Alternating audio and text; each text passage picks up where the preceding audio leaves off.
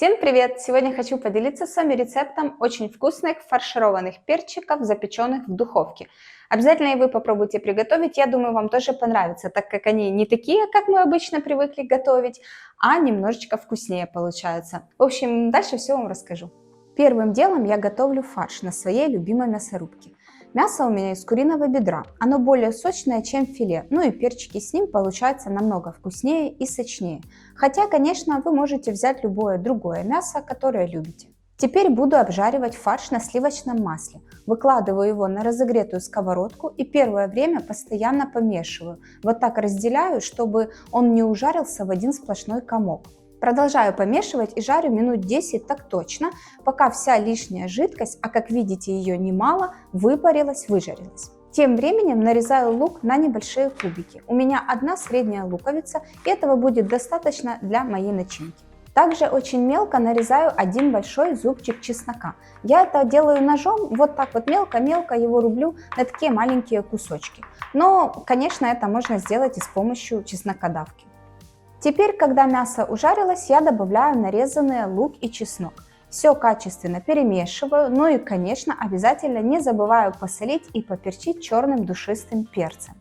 Обжариваю до тех пор, пока лук не станет прозрачным. А пока натираю одну большую морковку на крупной буряковой терке и отправляю ее туда же к фаршу. Перемешиваю и оставляю обжариваться минут на 5. Тем временем нарезаю помидоры. Я использую 3 небольших помидора и также их нарезаю на кубики, на вот такие не сильно мелкие. И туда же их в сковородку. Перемешиваю все хорошо и еще добавляю штучек 5 чериков. Просто разрезаю их на 2 половинки. Черики я добавляю для вкуса, они дают некую сладость начинки. Еще раз качественно все перемешиваю и вливаю где-то миллилитров 150-200 томатного пюре. Перемешиваю всю эту красоту, добавляю пару листиков базилика. Я его не нарезаю, просто разрываю на несколько частей сразу в сковородку. Ну и финальный ингредиент моей прекрасной начинки – это сыр фета.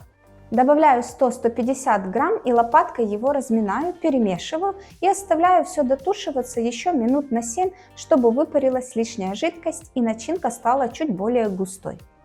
Ну и подготавливаю перцы. Я их уже хорошо помыла, отрезаю сверху шапочку и вычищаю всю внутренность. Достаю все семечки. Шапочку тоже очищаю от семечек и оставляю ее, так как она мне понадобится для того, чтобы накрыть перцы с начинкой.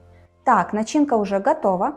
Теперь можно фаршировать перцы. Вот так просто ложкой закладываю начинку вовнутрь перца плотненько до самого верха. И ставлю форму для запекания и накрываю срезанной верхушкой. Форму желательно выбрать такую, чтобы перцы плотно стояли и не падали. У меня обычная стеклянная прямоугольная форма, в ней мои перчики плотно стоят и поддерживают друг друга. Все, можно выпекать. Температура 200, ставлю перцы на нижнюю полочку и выпекаю минут 25. Почему на нижнюю? Чтобы верхушки не подгорали. Либо можно поставить на среднюю и выпекать минут 15 без верхнего нагревателя, а потом еще минут на 10 его включить. Всем приятного аппетита! Пока!